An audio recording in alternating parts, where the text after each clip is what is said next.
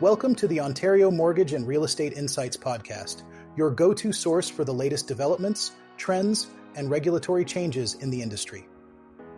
I'm your host, Steve Hamoan, here to provide you with insights sourced from reputable news outlets to help you stay informed and make well-informed decisions. This podcast is brought to you by Real Approved Inc., a trusted mortgage brokerage dedicated to helping Canadians achieve their homeownership dreams. Visit realapproved.ca to learn more about how their experienced team can assist you with your mortgage needs. Let's dive into today's episode. Today, we're looking at the housing market in the Greater Toronto Area, specifically focusing on Aurora and Newmarket. According to the latest data from the Toronto Regional Real Estate Board, October saw an interesting shift in housing sales and prices for these towns. Aurora experienced a noticeable uptick in home sales, while Newmarket maintained steady numbers from the previous month. In Aurora, sales increased from 55 in September to 71 in October, significantly surpassing last year's numbers for the same period. This rise in sales comes even as the average home price in Aurora dropped by over $100,000, from roughly $1,505,000 in September to about $1,381,000 in October. Jeffrey Graves, a sales representative with Royal LePage Your Community Realty, attributes this change to buyers who had been waiting to see how the market would unfold. He suggests that many sellers anticipated a busier fall season and adjusted their expectations accordingly.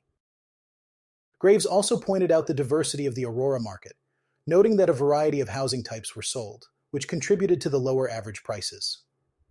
For instance, the town saw 14 sales in the attached row or townhouse category, which ties for the second highest monthly total this year. This variety reflects a broader trend of affordability issues, where first-time homebuyers are finding opportunities as interest rates ease, boosting consumer confidence. Newmarket, on the other hand, saw a steady pace with 79 homes sold in both September and October, an increase from 56 homes sold in October 2023.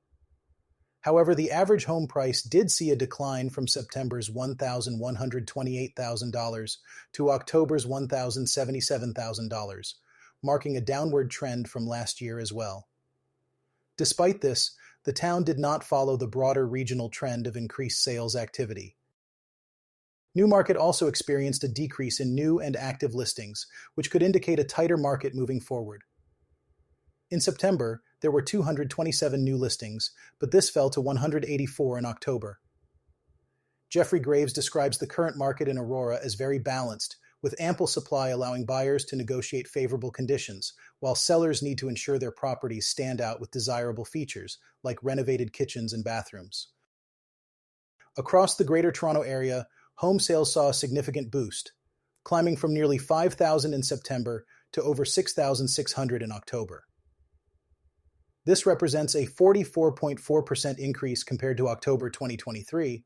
The average selling price also rose slightly to about $1,135,000. According to Jennifer Pierce, the president of the Toronto Regional Real Estate Board, these changes are partly due to the Bank of Canada's interest rate cuts, which began in June and have encouraged more buyers to enter the market as borrowing costs decrease. However, Graves cautions that sellers should set realistic expectations, as the current market differs significantly from the highs seen in 2022. It's crucial for both buyers and sellers to make informed decisions based on present conditions rather than past market dynamics. In our next segment, we're diving into a concerning issue that's been making headlines in Ontario's real estate market: real estate fraud. Recently, CBC News reported on a troubling case involving a stalled development on Hamilton Road in London, where investors have seen $1.4 million vanish. The project, led by lawyer Philip Okpala of Linfield Homes, has come under scrutiny as both the Ontario Law Society and the Home Construction Regulatory Authority have taken steps against him. Okpala's law license has been suspended, and his builder's license is under threat due to his failure to provide transparent answers regarding the missing funds. Brian King, a private investigator specializing in white-collar crime, has noted a significant rise in real estate fraud cases across Ontario. He describes the situation as an epidemic, with his business handling between 4 to 6 new cases of fraud each month. King highlights that in the past 2 years, several lawyers have been suspended for their involvement in fraudulent activities, underscoring the need for buyers to be vigilant. This particular case on Hamilton Road is a classic example of what King describes as developer fraud. This occurs when a developer collects deposits for a project that never materializes, leaving investors without their money. King advises that one of the best defenses against such fraud is to ensure that buyers have their own independent legal representation.